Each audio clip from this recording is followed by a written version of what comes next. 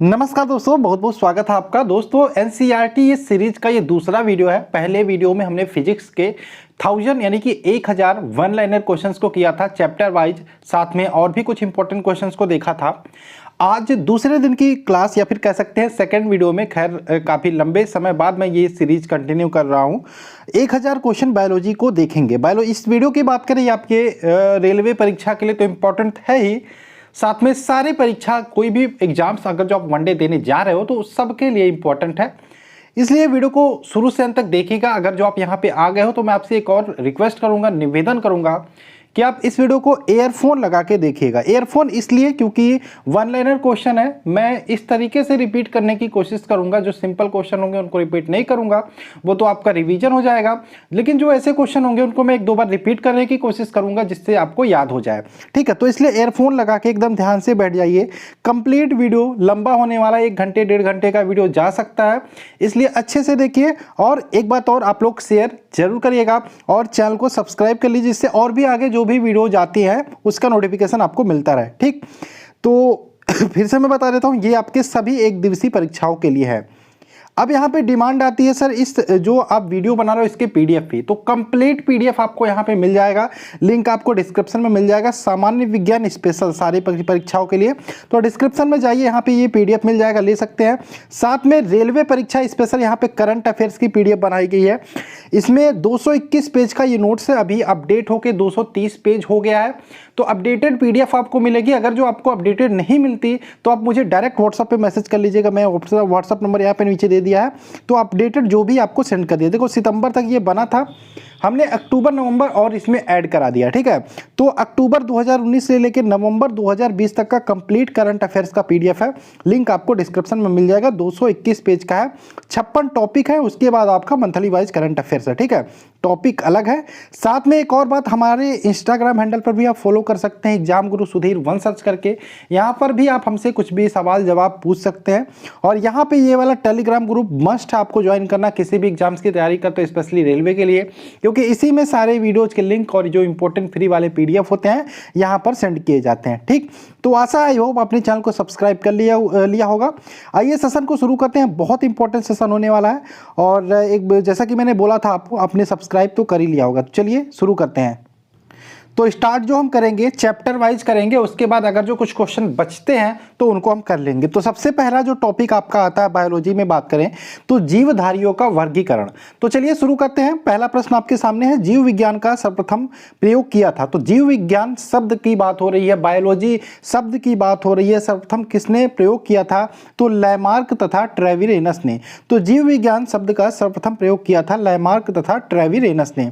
अब बात करें जीव विज्ञान का जनक किसे बोलते हैं, तो जीव विज्ञान हो या फिर जंतु विज्ञान, दोनों का जनक किसको बोलते हैं? अरिस्टोटस अंग्रेजी में बोलते हैं, हिंदी में हम अरस्तु ही बोलते हैं। ठीक, तो जीव विज्ञान का जनक किसे कहते हैं? अरस्तु को। जंतु विज्ञान का जनक किसे बोलते हैं? अरस्तु को। ठीक, और जीव विज्ञान शब्द का सर्वप्रथम प्रयोग किया था लैमार्क तथा ट्रेविरेनस ने। आगे बात करें, फादर ऑफ मॉडर्न टैक्सोनॉमी यानी कि आधुनिक वर्गीकरण के पिता किसको कहते हैं? तो कार्लोनस लिनियस को। किसको? कार्लोनस लिनियस को आधुनिक वर्गीकरण के पिता या फादर ऑफ मॉडर्न टैक्सोनॉमी बोलते हैं। नेक्स्ट है, अब ये कार्लोनस लिनियस के बारे में अगर जो हम देखें तो इन्होंने एक पुस्तक लिखी थी, उसमें इन्होंने जीवधारियों को 2 भागों में बांटा था। अब उस पुस्तक का नाम आपको बताना, तो ध्यान रखिएगा, पुस्तक का नाम था सिस्टमा नेचर। क्या था? Systema nature. आगे बात करें, वनस्पति विज्ञान का पिता, हमने जंतु विज्ञान के पिता के बारे में देखा, जीव विज्ञान के पिता के बारे में देखा, कौन था? अरस्तु। अगर जो वहीं पे वनस्पति विज्ञान के जनक के बारे में बात करें, वनस्पति विज्ञान के पिता की बात करें तो कौन था? थियोफ्रास्टस। आगे बात करें, वैज्ञानिक नामकरण में पहला शब्द व दूसरा शब्द होता है। अब देखो वैज्ञानिक नामकरण की बात करें, जैसे मनुष्य का वैज्ञानिक नाम होमो सैपियंस सैपियंस होता है, और बात करें मेढक का राना टिग्रिना होता है। तो हमने कहा कि मनुष्य का वैज्ञानिक नाम होता है होमो सैपियंस। ठीक, होमो सैपियंस। तो इसमें 2 नाम निकल के आए, एक तो होमो आ रहा है, एक तो सैपियंस आ रहा है। ठीक, तो इसमें जो पहला नाम होता है, पहला शब्द होता है होमो, ये वंश का नाम होता है, और दूसरा जो नाम होता है वो जाति का नाम होता है। यानी कि होमो वंश है और सैपियंस जाति है। इसी प्रकार से मेढक का राना टिग्रिना होता है, तो राना वंश हो गया और जो टिग्रिना हो गया वो जाति का हो गया। आगे चलें, मधुमक्खियों का अध्ययन किसके अंतर्गत किया जाता है? तो मधुमक्खियों का अध्ययन किया जाता है एपी कल्चर के अंतर्गत। रेशम कीट पालन का अध्ययन किया जाता है सेरीकल्चर के अंतर्गत। मत्स्य पालन का अध्ययन किया जाता है पीसी कल्चर के अंतर्गत। कवकों के अध्ययन की बात करें तो माइकोलॉजी के अंतर्गत किया जाता है। शैवालों का अध्ययन फाइकोलॉजी के अंतर्गत। पुष्पों के अध्ययन की बात करें एंथोलॉजी के अंतर्गत। फलों का अध्ययन पोमोलॉजी के अंतर्गत किया जाता है। वहीं बात करें अगर जो हम पक्षियों के अध्ययन की तो ऑर्निथोलॉजी के अंतर्गत किया जाता है। कीटों के अध्ययन की बात करें तो एंटोमोलॉजी के अंतर्गत किया जाता है। वृक्षों व झाड़ियों के अध्ययन की बात करें ये किया जाता है डेंड्रोलॉजी के अंतर्गत। सर्पों के अध्ययन की बात करें तो ओफियोलॉजी के अंतर्गत।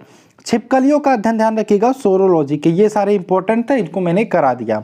ठीक, एक भी क्वेश्चन आपका जाया नहीं जाएगा। जो भी मैं एक एक क्वेश्चन करा रहा हूँ बहुत ही इंपॉर्टेंट है, इसको आप लिखते रहिए या फिर डायरेक्ट हमारा पीडीएफ ले सकते हो जिसके बारे में मैंने पहले इन्फॉर्मेशन दे दिया था।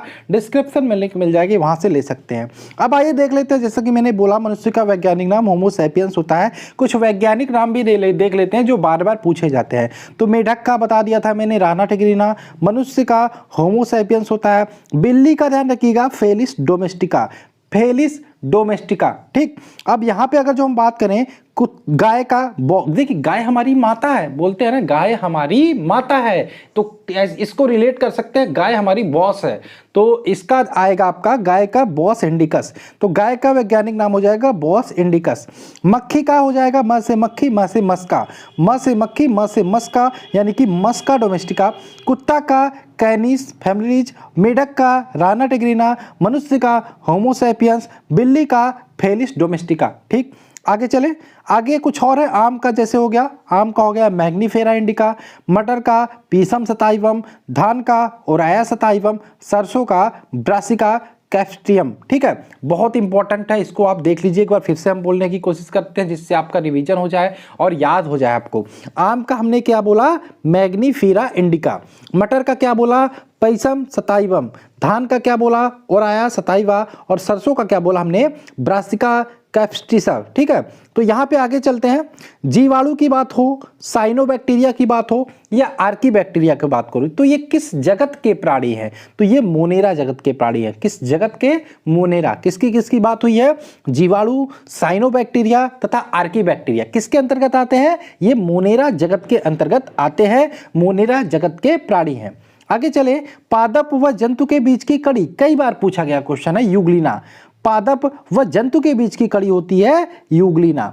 नेक्स्ट, शैवाल, मांस, पुष्पीय और अपुष्पीय बीज, ये किसके अंतर्गत आते हैं? तो शैवाल की बात हो, मांस की बात हो, पुष्पीय तथा अपुष्पीय बीज ये पौधे की किस जगत के अंतर्गत आते हैं? ये आते हैं पादप जगत के अंतर्गत। ठीक, हाइड्रा, जेलीफिश, कृमि, सितारा मछली, सरीसृप, उभयचर पक्षी, स्तनधारी जीव, ये किस जगत के अंतर्गत आते हैं? ये सारे जंतु जगत के अंतर्गत आते हैं।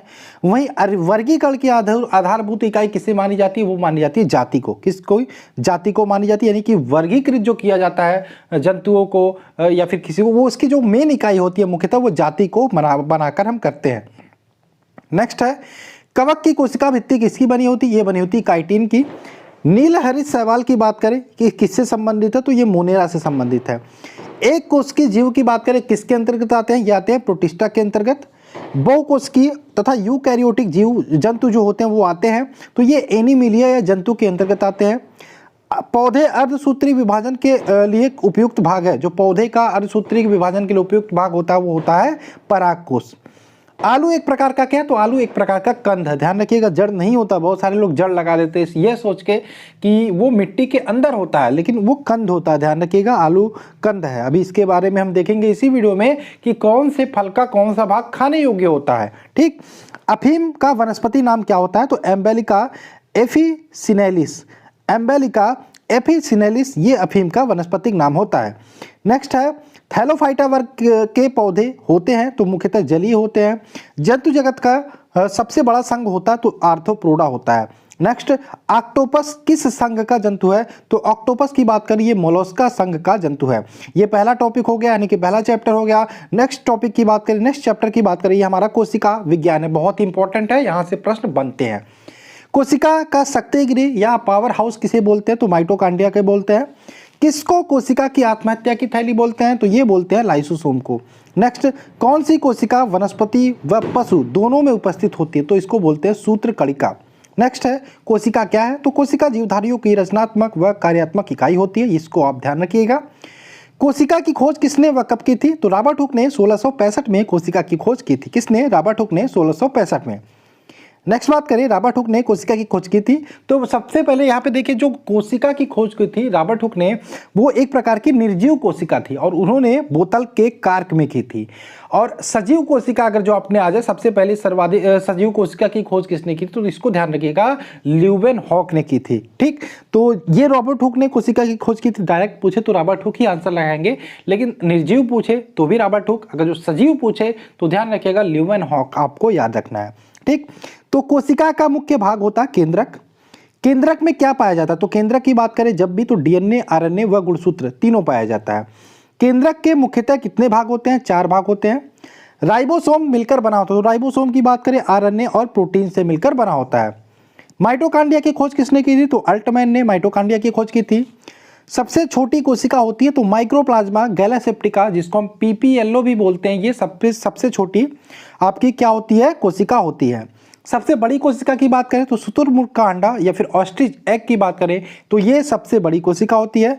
सबसे लंबी अगर जो कोशिका की बात करें, तंत्रिका कोशिका आपकी सबसे लंबी, ठीक है, तो न्यूरॉन्स की होती है। न्यूरॉन्स की जो तंत्रिका कोशिका होती है वो सबसे लंबी होती है। सेल वॉल किस में पाई जाती है? तो सेल वॉल की बात करें ये पादप में पाई जाती है, यानी कि पौधों में पाई जाती है।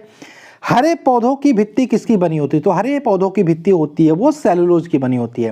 नेक्स्ट बात करें, कोशिका भित्ति का क्या कार्य है? तो कोशिका भित्ति की बात करें तो जीवाणु और कवक में कोशिका द्रव और जीवद्रव्य को बाहरी आघात से रक्षा करना, ये कोशिका भित्ति का कार्य होता है। ठीक, कोशिका में राइबोसोम की अनुपस्थिति में कौन सा कार्य नहीं होगा? अगर जो राइबोसोम की अनुपस्थिति यानी कि राइबोसोम कोशिका में अनुपस्थित नहीं होगा तो प्रोटीन का संश्लेषण नहीं होगा।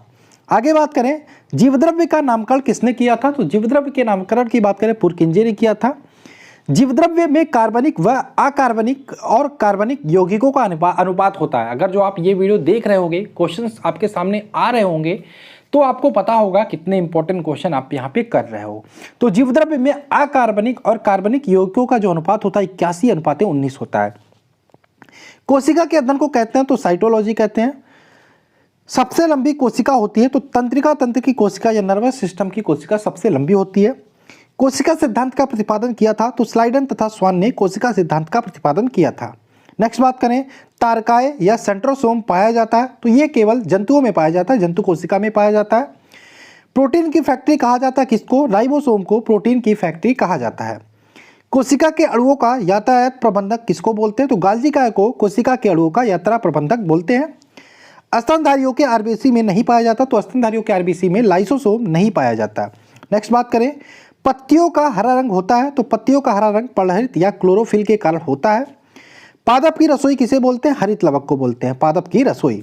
नेक्स्ट बात करें, टमाटर का लाल रंग होता है लाइकोपिन के कारण, टमाटर का रंग जो होता है वो लाल होता है।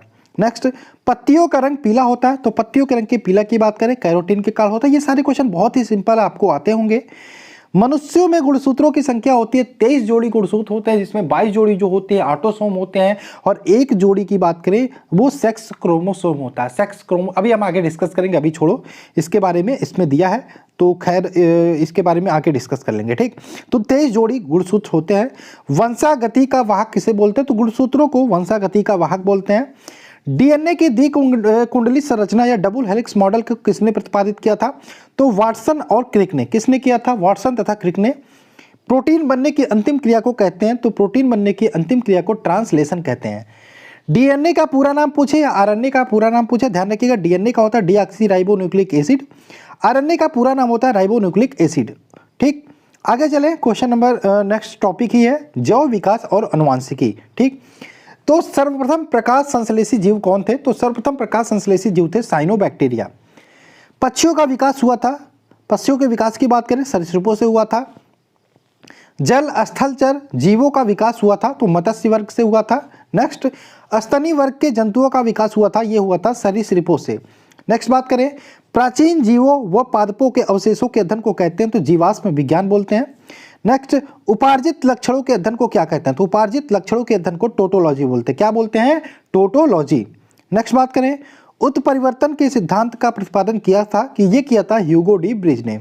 नेक्स्ट, वे लक्षण जो पीढ़ी दर पीढ़ी संचरित होते हैं क्या कहलाते हैं? ये कहलाते हैं आनुवंशिकी। नेक्स्ट बात करें, आनुवंशिकी के बारे में सर्वप्रथम जानकारी दी थी, किसने दी थी? ग्रेगर जोहान मेंडल ने। आनुवंशिकता के पिता किसे कहते हैं? तो ये कहते हैं ग्रेगर जोहान मेंडल को आनुवंशिकता के पिता बोलते हैं। नेक्स्ट, आनुवंशिकी संबंधी प्रयोगों के लिए मेंडल ने सर्वप्रथम चुनाव किया था, तो मटर के पौधे का चुनाव किया था। नेक्स्ट, आनुवंशिकता की इकाई होती है, यहाँ पे जीन होती है। जीन कहाँ अवस्थित होते हैं? जीन की बात करें, ये गुणसूत्रों में अवस्थित होते हैं। नेक्स्ट बात करें, सर्वप्रथम प्रयोगशाला में जीन के संश्लेषण करने वाले वैज्ञानिक कौन थे? तो ये थे डॉक्टर हरगोविंद खुराना। नेक्स्ट, एक जीन एक एंजाइम सिद्धांत किसने प्रतिपादित किया था? एक जीन एक एंजाइम सिद्धांत जो था वो वीडल तथा रेटम ने प्रतिपादित किया था। ध्यान रखिएगा, बहुत इंपॉर्टेंट है। वीडल तथा रेटम ने एक जीन एक एंजाइम सिद्धांत प्रतिपादित किया था। जीन का वर्तमान नाम देने वाले वैज्ञानिक थे, तो जीन का वर्तमान नाम देने वाले वैज्ञानिक थे कौन थे? जोहानसन। कोशिका में पाया जाने वाला आनुवंशिक पदार्थ क्या होता है? तो कोशिका में पाया जाने वाला आनुवंशिक पदार्थ होता है डीएनए। प्रयोगशाला में डीएनए का संश्लेषण किसने किया था? तो खुराना ने किया था। किसने? खुराना ने। माता पिता के गुणसूत्रों की उनकी संतानों में किसके द्वारा स्थानांतरित होती है? तो अभी हमने बात किया था नेक्स्ट वीडियो में, ठीक है। तो ये होता है गुणसूत्रों द्वारा। मनुष्य में द्विगुणित क्रोमोसोम की संख्या होती है तो 23 जोड़ी की बात हो रही है, 23 जोड़ी। अगर जो सिंगल में पूछे तो कुल 46, कुल गुणसूत्रों की संख्या 46 होती है। अब यहाँ पे हमने बोला था आपको कि 23 जोड़ी होती है टोटल, 22 जोड़ी होता है ऑटोसोम, ये तो मेल हो या फीमेल समान होता है, और एक जोड़ी होता है आपका जिसको हम बोलते हैं सेक्स क्रोमोसोम। अब इस एक जोड़ी की अगर जो हम बात करें, इसमें अगर जो XX निकल के आ गया तो आप कहोगे लड़की होगी, और XY हो गया तो लड़का होगा। इसको आप ध्यान रखिएगा, ठीक। तो XX होगा, XY होगा तो लड़का होगा, नर का गुणसूत्र सम्मिलित होगा। XX होगा तो मादा होगी, ठीक। ये आप ध्यान रखिएगा। आगे चले, क्वेश्चन नंबर 24 है, बच्चे का लिंग निर्धारण के लिए उत्तरदायी क्रोमोसोम होता है, पिता का क्रोमोसोम होता है। एक सामान्य मानव शुक्राणु में ऑटोसोम की संख्या होती है 22 जोड़ी, ऑटोसोम की बात हो रही है, 22 जोड़ी होती है। सेक्स क्रोमोसोम 1 जोड़ी होती है। कौन सा लिंग सहलग्न रोग है? वर्णांतता की बात करें, आनुवंशिक रोग होता है, ये लिंग सहलग्न रोग भी होता है। शिशु का नेतृत्व पिता स्थापित करने के लिए निम्न में से किस एक तकनीक का प्रयोग करते हैं? तो यहाँ पे डीएनए फिंगरप्रिंट। शिशु नेतृत्व की बात करें, जैसे आपने फिल्मों में देखा होगा कि कोई अगर जो साबित करना चाहता है ये मेरी पिता है, ये मेरी माता, तो डीएनए तथा फिंगरप्रिंट ये एक प्रक्रिया होती है जिसके तहत ये पता चल सकता है, ठीक। वर्णांधता वाले व्यक्ति को रंग दिखाई देता है, यहाँ पे हरा, तो लाल रंग अगर जो होगा तो उसे हरा दिखाई देगा, ठीक। नेक्स्ट है, मनुष्य में लाल हरी वर्णांधता को जाना जाता है, तो इसको जाना जाता है प्रोटोनोपिया व ड्यूटोरोनोपिया के रूप में। नेक्स्ट बात करें, एक वर्णांध पुरुष एक सामान्य महिला से विवाह करता है तो वर्णांधता के लक्षण होंगे, तो ये पुत्रियों के पुत्रों में, मतलब उसके पुत्र में नहीं होगा, उसके पुत्रियों के पुत्रों में होगा, ठीक। लाल हरा वर्णांधता किसके कारण होता है? तो X गुणसूत्रों की वंशागति के कारण होता है। हीमोफीलिया की बात करें, यह रक्त का थक्का नहीं बनता हीमोफीलिया में। और अगर जो बात करें गुणसूत्रों में पाया जाने वाला आनुवंशिक पदार्थ होता तो ये होता है जीनोम या जीन होता है, ठीक। आगे बात करें, आगे हमारा वनस्पति विज्ञान है। पेड़ व पौधे व उनके क्रियाकलापों के अध्ययन को कहते हैं, तो इसको बोलते हैं वनस्पति विज्ञान। वनस्पति विज्ञान के जनक, इसको हमने पहले चैप्टर में ही डिस्कस कर लिया था, थियोफ्रेस्टस। और हिस्टोरिया प्लांटेरम पुस्तक के लेखक कौन थे? चूंकि वनस्पति विज्ञान के जनक थे थियोफ्रेस्टस, और इसलिए इन्होंने हिस्टोरिया प्लांटेरम नामक बुक को लिखा था थियोफ्रेस्टस ने। आगे बात करें, फाइकोलॉजी में किसका अध्ययन किया जाता है? तो फाइकोलॉजी की बात करें, इसके अंतर्गत शैवालों का अध्ययन किया जाता है। पर्यावरण का अध्ययन जीव विज्ञान की किस शाखा के अंतर्गत करते हैं? ये करते हैं पारिस्थितिकी शाखा के अंतर्गत। फूलों के संवर्धन के विज्ञान को कहते हैं फ्लोरिकल्चर। झाड़ियों के अध्ययन किया जाता है, ये किया जाता है डेंड्रोलॉजी के अंतर्गत। पौधों में वाष्पोत्सर्जन की क्रिया होती है, किसमें होती है? पत्तियों में होती है, पत्तियों में जलरंध्र पाए जाते हैं, उसी में होती है। प्रकाश संश्लेषण की प्रथम स्थिर यौगिक है, तो फास्फोरिक ग्लिसरीन अम्ल। ऑक्जिन कैसा हार्मोन है? ये ऑक्जिन की बात करें, ये प्रकार का पादप हार्मोन है। तने में वृद्धि को मापने का यंत्र है, तो ऑक्जिनोमीटर के द्वारा तने में वृद्धि को मापा जाता है। हरे प्रोटोजोआ को किस नाम से जाना जाता है? ये जाना जाता है पैरामीशियम नाम से। क्लोरोफिल में उपस्थित होती है, तो क्लोरोफिल में मैग्नीशियम उपस्थित होती है। प्रकाश संश्लेषण की क्रिया में ऑक्सीजन निकलता है, तो पानी से। दलहन के जड़ों को नष्ट करने वाले जीवाणु कौन से हैं? तो राइजोबियम नामक जीवाणु है जो दलहन के जड़ों को नष्ट करते हैं। नारियल में प्रकीर्णन कैसे होता है? तो पानी के द्वारा होता है। जिन फल का निर्माण केवल अंडाशय से होता है उन्हें क्या बोलते हैं? उन्हें हम सत्य फल बोलते हैं। सत्य फल के उदाहरण की बात करें, सेब, कटहल, नाशपाती। एग्जाम्पल ऐसे ही क्वेश्चन आता है कि सत्य फल इनमें से कौन सा है? तो ध्यान रखिएगा, जिन फलों के निर्माण केवल अंडाशय से होता है उन्हें हम सत्य फल बोलते हैं। कुछ एग्जाम्पल है जैसे सेब, कटहल, नाशपाती, इसको ध्यान रखिएगा। प्रकाश संश्लेषण की दर सर्वाधिक होती है लाल प्रकाश में, न्यूनतम किस में होती है? हरे प्रकाश में। लाल जल को जड़ों से पत्तियों तक कौन पहुंचाता है? जाइलम। और भोजन को यहाँ पे बात करें, आपका कुछ इस प्रकार से वृक्ष होता है, तो जो जल होता है, खनिज लवण होते हैं, वो यहाँ पे मिट्टी में होते हैं। तो ये मिट्टी से ऊपर पत्तियों तक या ऊपर तक पौधों में तनों तक पहुँचाने का कार्य जो करता है वो जाइलम करता है। और प्रकाश संश्लेषण से जो पौधों में भोजन बनता है वो जड़ों तक पहुँचाने का कार्य कौन करता है? फ्लोएम करता है। तो यहाँ पे क्वेश्चन आपका दो प्रकार से बनेगा, जल को जड़ों से पत्तियों तक पहुँचाता है जाइलम, और भोजन को पत्तियों से जड़ तक पहुँचाता है फ्लोएम। आगे बात करें, जिम्नोस्पर्म का सबसे छोटा पौधा है तो जैमिया इग्मिया। मृदा अपरदन रोकने में सहायता प्रदान करता है तो ब्रायोफाइटा। दूध से दही बनने में सहायक होता है लैक्टोबैसिलस। दूध के पाश्चराइजेशन की खोज की थी किसने की थी? लुई पॉस्चर ने की थी। रैबीज के टीके की खोज की थी लुई पॉस्चर ने।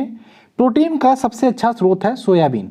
आगे बात करें, वे पौधे जिसमें पुष्प व बीज नहीं होता क्या कहलाते हैं? अपुष्पी पौधे। सबसे लंबा जीवित वृक्ष होता है सिकोया। सबसे बड़ा बीजांड किसका होता है? तो साइकस का बीजांड सबसे बड़ा बीजांड होता है। कवक व शैवाल दोनों वर्ग के पौधे से मिलकर बना होता है। ये देखो ध्यान रखना, लाइकेन की बात करें, कवक व शैवाल दोनों वर्ग के पौधों से मिलकर बना होता है।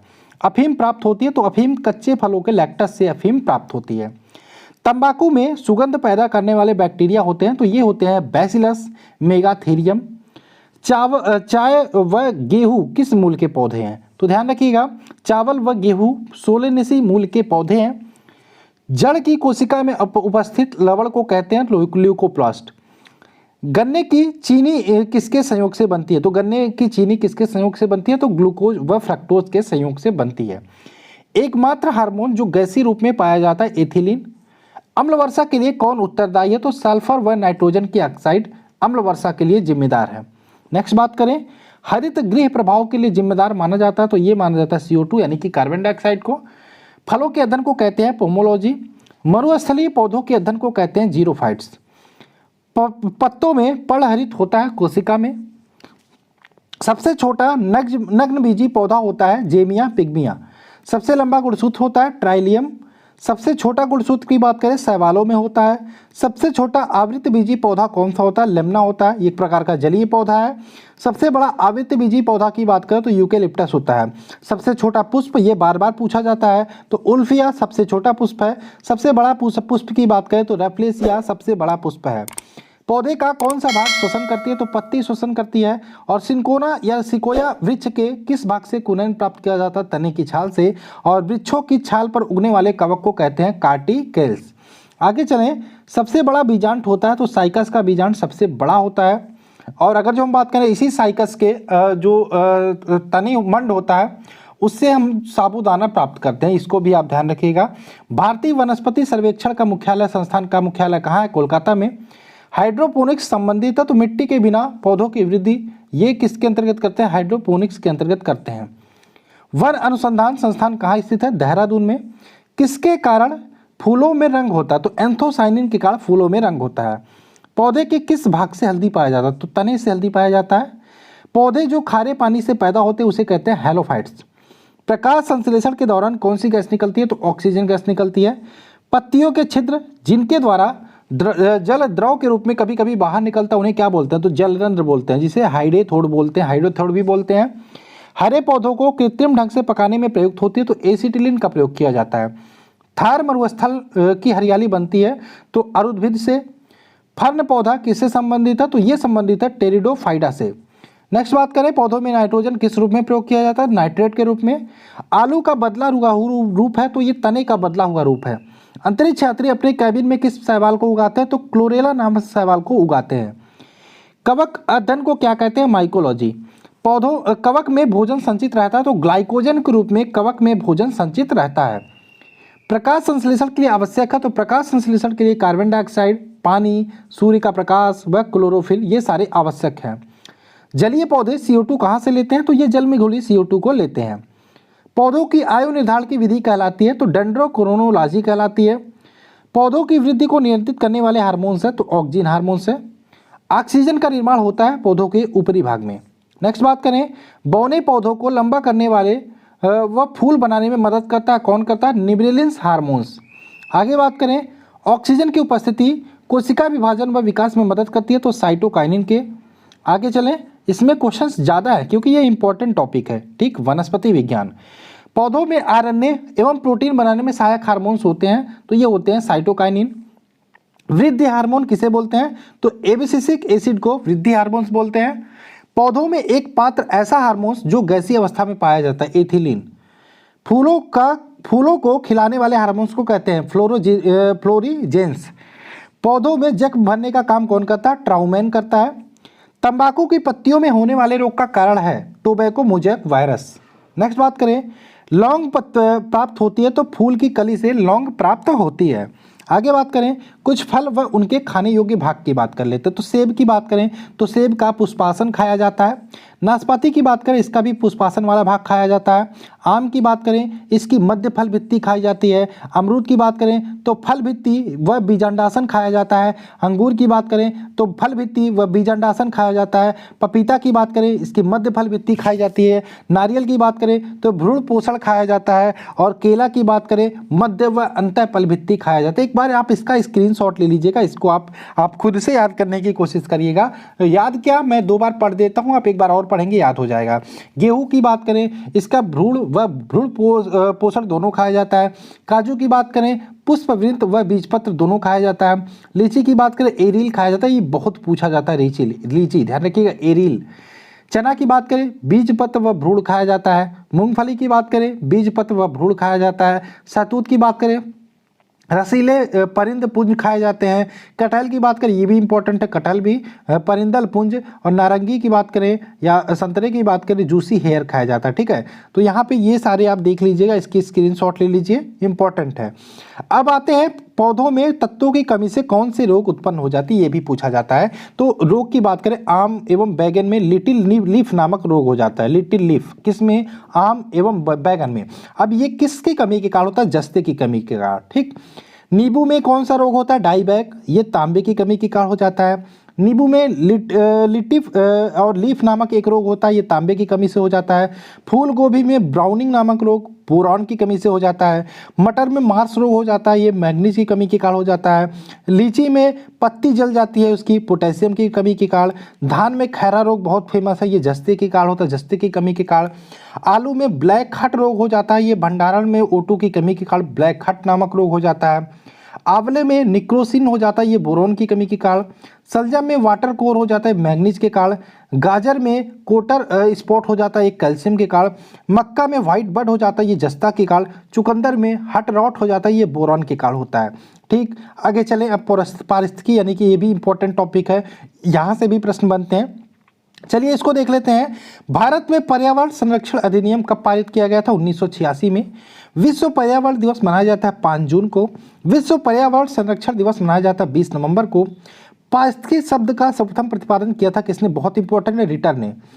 पारिस्थितिकी निम्न में किसके बीच पारस्परिक संबंध को दर्शाती है? तो जीव व वातावरण के बीच पारस्परिक संबंध को दर्शाती है।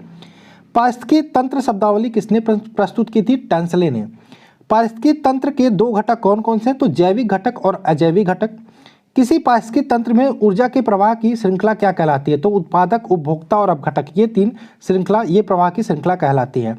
परितंत्र में ऊर्जा का प्राथमिक व या मुख्य स्रोत होता है, तो ये होता है सूर्य का प्रकाश। वायु एवं जल की क्रिया द्वारा भूमि का कटाव क्या कहलाता है? अपरदन कहलाता है। मुख्यतः मैंग्रोव वाली ज्वारीय वन कहाँ पाया जाता है? तो ये पाया जाता है सुंदरबन डेल्टा में। मैंग्रोव वनस्पति का मुख्य घटक होता है, तो राइजोफोरा मैंग्रोव वनस्पति का मुख्य घटक होता है। समुद्र के किनारे के वनस्पति क्या कहलाती है? तो ये कहलाती है लवणोद्भिद वनस्पति। वे घटक जो अपना भोजन स्वयं बनाते हैं, ये कहलाते हैं उत्पादक। वे घटक जो उत्पाद द्वारा बनाए भोजन का उपयोग करते हैं, ये कहलाते हैं उपभोक्ता। उपभोक्ता कितने प्रकार के होते हैं? ये 3 प्रकार के होते हैं, ठीक। बात करें प्राथमिक उपभोक्ता के उदाहरण, तो प्राथमिक उपभोक्ता में आपके गाय, भैंस, बकरी आ जाती है। ये इकोलॉजी बहुत इंपॉर्टेंट है, ठीक है। द्वितीय उपभोक्ता के अंतर्गत बात करें, ये आपके लोमड़ी, भेड़िया, मोर आ जाती है। तृतीय उपभोक्ता की बात करें, आपका बाघ, शेर, चीता आदि आ जाते हैं। कवक व जीवाणु किस वर्ग के अंतर्गत आते हैं? अपघटक वर्ग के अंतर्गत। हाइड्रोफाइट कहते हैं, तो ये जलीय पौधों को हाइड्रोफाइट बोलते हैं। पारिस्थितिकी संतुलन बनाए रखने के लिए भारत में वन क्षेत्र कितने अनुपात में होना चाहिए? तो 33.3% के अनुपात में होना चाहिए। और विश्व का सबसे अधिक तेजी से बढ़ने वाला जल पादप कौन है? तो जल हायसिन विश्व का सबसे तेजी से बढ़ने वाला जल पादप होता है। आगे बात करें प्रदूषण यानी कि पोल्यूशन वाला चैप्टर भी देख लेते हैं। तो वायु प्रदूषण के संदर्भ में पीएम का देखो, पीएम को जब भी बात करें PM 2.1, तो पीएम का फुल फॉर्म होता है पर्टिकुलर मैटर या कणकीय पदार्थ। केंद्रीय प्रदूषण नियंत्रण बोर्ड कहाँ स्थित है? दिल्ली में। भारतीय वन प्रबंधन संस्थान भोपाल में स्थित है। राष्ट्रीय विज्ञान औद्योगिक संस्थान की बात करें, ये आपका फरीदाबाद में स्थित है। आपको याद होगा भोपाल, आपको याद कहाँ होगा? 1984 की बात है, 1984 की बात है। मुझे भी नहीं याद होगा, शायद मैं पैदा भी नहीं हुआ था। मेरा खुद डेट ऑफ बर्थ 1985 है, 1995 है। तो 3 दिसंबर 1984 एक काला दिन कह सकते हैं भोपाल गैस त्रासदी, ठीक है। तो इसमें जो केमिकल फैक्ट्री थी उसमें गैस लीकेज हुई थी, जिससे बहुत सारे लोग मारे गए थे। तो इसमें कौन सी गैस लीकेज हुई थी? बार बार पूछा जाता है, मिथाइल आइसोसाइनेट। वायु प्रदूषण के मुख्य कारण होते हैं, तो वायु प्रदूषण के मुख्य कारण जो गैस होते हैं वो carbon monoxide, sulphur dioxide, hydrogen sulphide, hydrogen fluoride, nitrogen के ऑक्साइड और अमोनियम, ये आपके वायु प्रदूषण के मुख्य कारण होते हैं। नेक्स्ट बात करें, विश्व पर्यावरण दिवस मनाया जाता है, तो 5 जून को विश्व पर्यावरण दिवस मनाया जाता है। ओजोन दिवस कब मनाते हैं? 16 सितंबर को। ध्वनि प्रदूषण कब होता है? जब ध्वनि 80 डेसिबल से ऊपर हो तो हम उसको ध्वनि प्रदूषण मानते हैं। चूंकि WHO के अनुसार ये कहा जाता है, ये जारी किया जाता है, ठीक है। सबसे ज़्यादा जल प्रदूषण होता है शहरीकरण से। जल प्रदूषण की जांच की जाती है तो BOD द्वारा, यानी कि बायोकेमिकल ऑक्सीजन डिमांड, जल में घुली ऑक्सीजन की मात्रा के हिसाब से जांची जाती है कि जल में कितना प्रदूषण है। जल प्रदूषण कब होता है? तो जब जल में O2 की मात्रा कम हो जाती है, ऑक्सीजन की मात्रा कम हो जाती है, तब उस स्थिति को जल प्रदूषित मानते हैं, ठीक। वायु प्रदूषण से सबसे ज़्यादा होता है, तो वायु प्रदूषण सबसे ज़्यादा 60% होता है वाहनों के धुएं से। जमीन से निकलने वाले ईंधन को कहते हैं जीवाश्म ईंधन। सबसे हानिकारक प्रदूषित गैस होती है तो कार्बन मोनोऑक्साइड, ठीक। अम्लीय वर्षा होती है, तो सबसे ज़्यादा जो अम्लीय वर्षा होती है सल्फर डाइऑक्साइड के कारण होता है तथा नाइट्रोजन डाइऑक्साइड, इन दोनों के कारण होता है। ग्रीन मफल का इस्तेमाल करते हैं, तो ध्वनि प्रदूषण कम करने के लिए ग्रीन मफल का इस्तेमाल करते हैं। रेडियो एक्टिव से कहाँ प्रदूषण होता है? तो जल, वायु, जमीन, यानी कि तीनों जगहों पे रेडियो एक्टिविटी से प्रदूषण होता है। सबसे खतरनाक रेडियो एक्टिव तत्व है तो स्ट्रोंटियम 90 सबसे खतरनाक रेडियो एक्टिव तत्व माना जाता है। जेट प्लेन से निकलने वाला प्रदूषण किस श्रेणी में आता है? तो एरोसॉल श्रेणी में आता है। जेट प्लेन में धुएं में गैस होती है तो CFC यानी कि क्लोरोफ्लोरोकार्बन और N2O। सूर्य से आने वाली हानिकारक पराबैंगनी किरणों से होता है त्वचा कैंसर, और इन किरणों से कौन रोकता है आने से? Ozone layer. हरित गैसें होती है तो CFC, CO2, CH4, NO2, ये सारे हरित गैसें होती हैं। ग्रीन हाउस की सबसे मुख्यतः गैस है तो CO2 यानी कि कार्बन डाइऑक्साइड। किस प्रदूषण के कारण मनुष्य की तंत्रिका तंत्र प्रभावित होती है? शीशा के कारण। शीशा के प्रदूषण के कारण मनुष्य की तंत्रिका तंत्र प्रभावित होती है। कौन सा प्रदूषण मनुष्य में रक्तदाब को बढ़ाता है, वह हृदय रोग पैदा करता है? तो कैडमियम। लोहे की खान में काम करने वाले मजदूर किस रोग के कारण ग्रसित हो जाते हैं? तो सिलिका के कारण यहाँ पे रोग से ग्रसित हो जाते हैं। तो ये था आपका प्रदूषण का टॉपिक के कुछ इंपॉर्टेंट प्रश्न। अब हम आते हैं प्राणी विज्ञान। प्राणी विज्ञान भी बहुत इंपॉर्टेंट टॉपिक, आइए इसके क्वेश्चन को डिस्कस करते हैं। तो प्राणी विज्ञान में पहला प्रश्न आपके सामने है, जंतुओं तथा उनके क्रियाकलापों के अध्ययन करते हैं। तो प्राणी विज्ञान के अंतर्गत जंतुओं व उनके क्रियाकलापों का अध्ययन करते हैं। एक कोशिकीय प्राणी किस संघ में आते हैं? तो एक कोशिकीय प्राणी संघ प्रोटोजोआ के अंतर्गत आते हैं। नेक्स्ट है, संघ पेरिफेरा के सभी जंतु पाए जाते हैं तो खारे पानी में। किसमें? खारे पानी में। नेक्स्ट, संघ पेरिफेरा के उदाहरण है, तो संघ पेरिफेरा की बात करें तो साइकन, मेथेनिया, स्पंज, ये सारे संघ पेरिफेरा के उदाहरण हैं। नेक्स्ट बात करें, संघ सैलिन्ट्रेटा कैसे प्राणी होते हैं? तो ये जलीय द्विस्तरीय प्राणी होते हैं। नेक्स्ट, संघ सिलेंट्रेटा के प्राणी के कुछ उदाहरण, तो इसके उदाहरण की बात करें तो हाइड्रा हो गया, जेलीफिश, सी एनीमोन, मूंगा, ये सारे संघ सेलिन्ट्रेटा के उदाहरण हैं। केचुआ किस संघ के प्राणी हैं? तो केचुआ की बात करें तो संघ एनिलिडा के प्राणी हैं। केचुआ में हृदय होती है तो केचुआ में हृदय की बात करें 4 जोड़ी हृदय पाई जाती है। नेक्स्ट, आर्थ्रोपोडा संघ के देह गुहा कहलाती है तो हीमोसिल।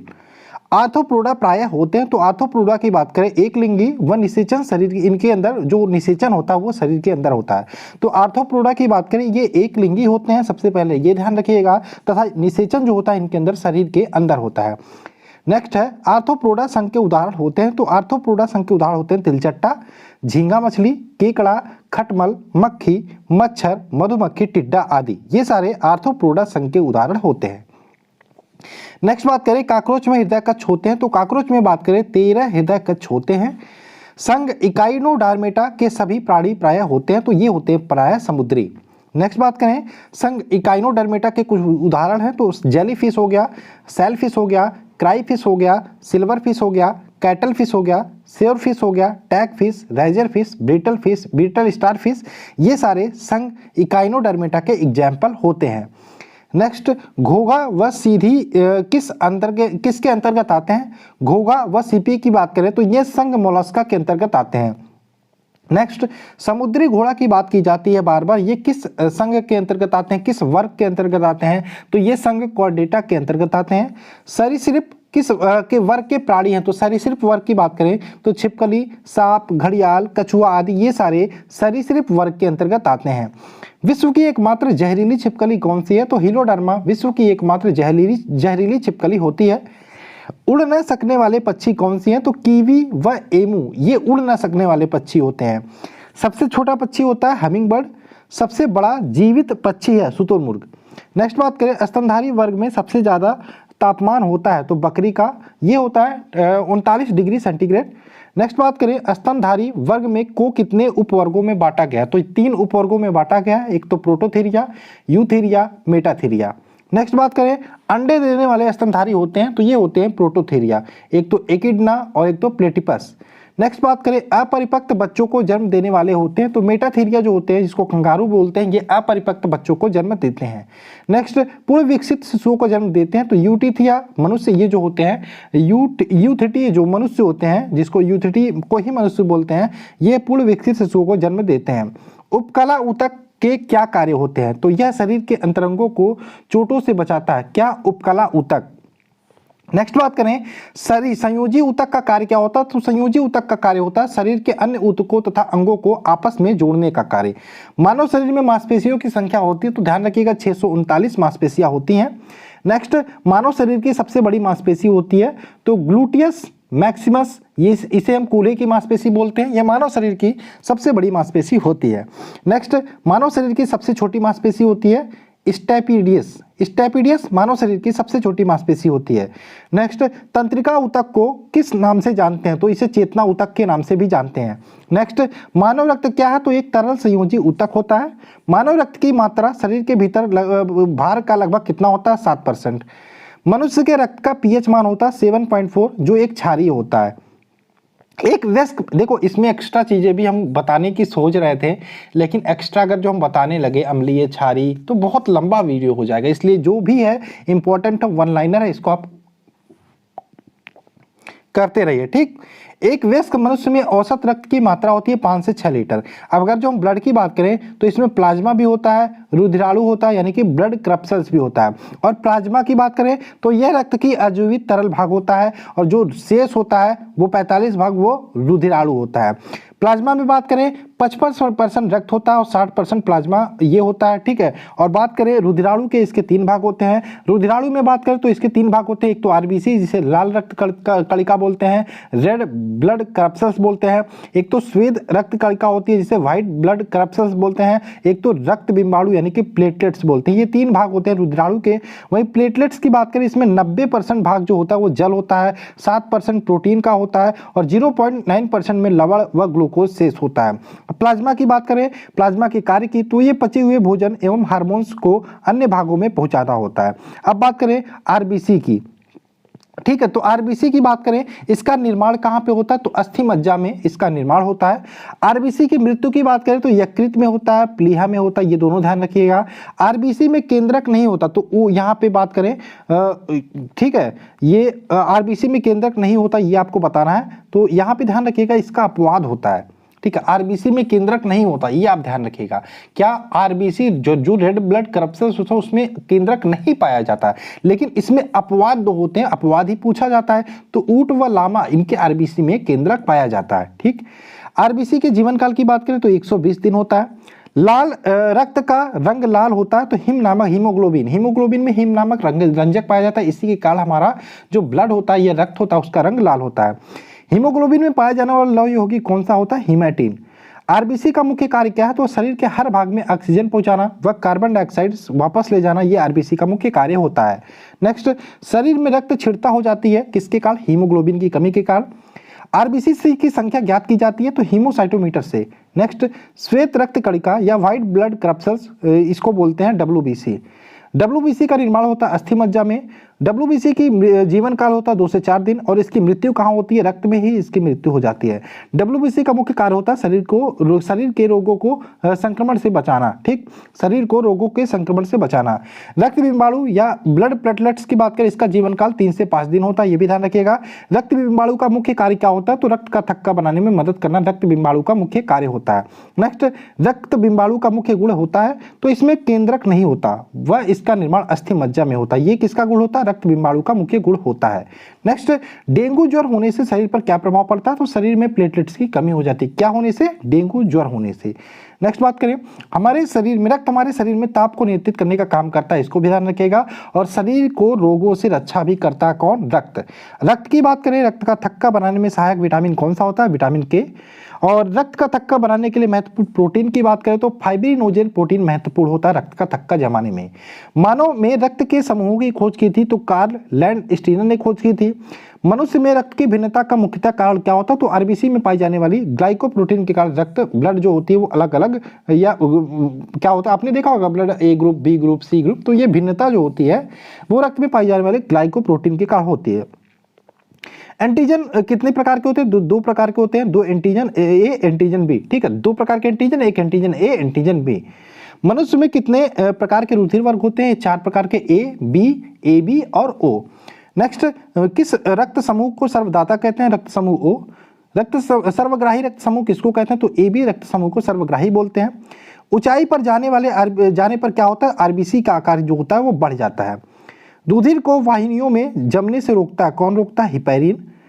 रक्त वर्ग की खोज के लिए लैंडस्टीनर को नोबेल मिला, कब मिला था? 1930 में। नेक्स्ट बात करें, शरीर का रुधिर बैंक किसको कहते हैं? तो प्लीहा को शरीर का रुधिर बैंक बोलते हैं। शरीर में एंटीबॉडी का निर्माण करती है तो लिम्फोसाइट कोशिकाएं शरीर में एंटीबॉडी का निर्माण करती हैं। नेक्स्ट, प्लेटलेट्स को कौन किस नाम से जानते हैं? तो थ्रोम्बोसाइट नाम से भी प्लेटलेट्स को जानते हैं। रुधिर को किस तापमान पर रखा जाता है? तो 4 डिग्री सेंटीग्रेड पर रखा जाता है। नेक्स्ट बात करें, रुधिर का अध्ययन किसके अंतर्गत करते हैं? तो हीमेटोलॉजी के अंतर्गत रुधिर का अध्ययन करते हैं। नेक्स्ट, एक स्वस्थ मनुष्य एक बार में कितना रुधिर दान कर सकता है? तो 450 ml। एक यूनिट की बात करें, देखो 1 यूनिट दान कर सकता है। अब 1 यूनिट जो ब्लड होता है उसमें कितना ml होता है? 450 ml। नेक्स्ट, शुद्ध व अशुद्ध रुधिर का शरीर में वहन करती है तो शिराएं शुद्ध रुधिर का वहन करती हैं और फुफ्फुस शिरा जो होती है अशुद्ध रुधिर का वहन करती है, या फिर शिराएं जो होती हैं वो शुद्ध रुधिर का वहन करती हैं। और अगर जो हम बात करें शिरा जो होता है, शिराएं होती हैं ये शुद्ध रुधिर, और आपका क्या होता है? धमनी जो होता है वो अशुद्ध रुधिर का वहन करती है। इसी में अगर जो हम फुफ्फुस जोड़ दें तो उल्टा हो जाता है, ये ध्यान रखिएगा। ये आपका अपवाद के अंतर्गत, इसको मैंने एक्सप्लेन किया था अच्छे से, ये शायद आपको पता होगा। रक्त परिसंचरण तंत्र का जनक किसे कहते हैं? विलियम हार्वे को। और मनुष्य का औसत रक्तचाप होता है 120/80। 120/80 क्या होता है? इसमें सिस्टोलिक और डायस्टोलिक होता है, इसको भी ध्यान रखिएगा। रक्तदाब मापने वाला यंत्र है स्फिग्नोमेनोमीटर द्वारा रक्तदाब मापा जाता है। आगे चले, मानव शरीर के प्रमुख तंत्र की बात कर लेते हैं। मनुष्य में भोजन का पाचन कहाँ से प्रारंभ हो जाता है? मुख से ही प्रारंभ हो जाता है। मनुष्य के लार ग्रंथि से निकलने वाले एंजाइम को कहते हैं टायलिन एंजाइम कहते हैं।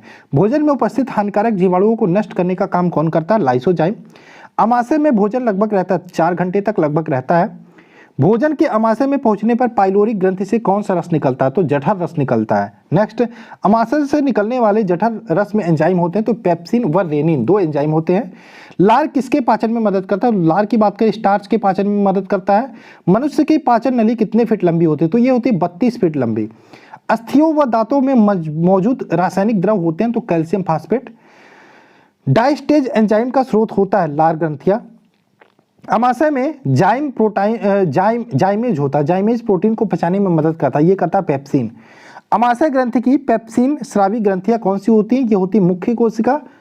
किस पाचन अंग में अम्ल होता? तो HCl में ध्यान रखिएगा, अम्ल होता है। अमाशय में HCl अम्ल होता है, ठीक। कौन सा अम्ल अमाशय में रहता है? तो हाइड्रोक्लोरिक अम्ल या HCl जो होता है वो अमाशय में रहता है। मवेशी घास निकलने के बाद कहाँ संग्रहित करते हैं? तो ये प्रथम अमाशय में संग्रहित करते हैं।